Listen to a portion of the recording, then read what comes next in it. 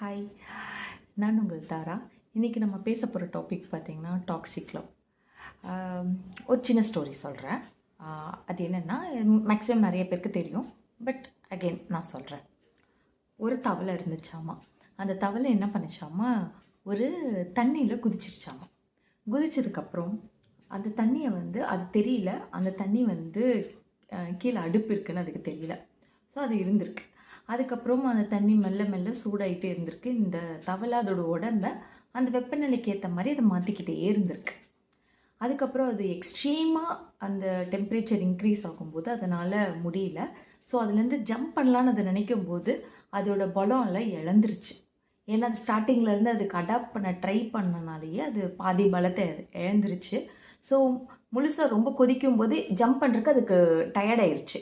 So அது அந்த கொதிக்கிற தண்ணியிலேயே இறந்தும் போச்சு. ஸோ நான் என்ன சொல்ல வரேன்னா, ஒரு டாக்ஸிக் ரிலேஷன்ஷிப்பில் இருக்கும்போது அதை அடாப்ட் பண்ணிக்கிறதுக்கு நம்ம நினைக்கக்கூடாது. நம்ம அடாப்ட் பண்ண நினைக்க ஒரு நாள் அதுலேருந்து நம்ம வெளியே வரணும்னு நினைக்கும்போது நமக்கு அதுக்கு தேவையான சக்தியும் இருக்காது, நிறைய இழந்தும் இருப்போம். So choose wisely.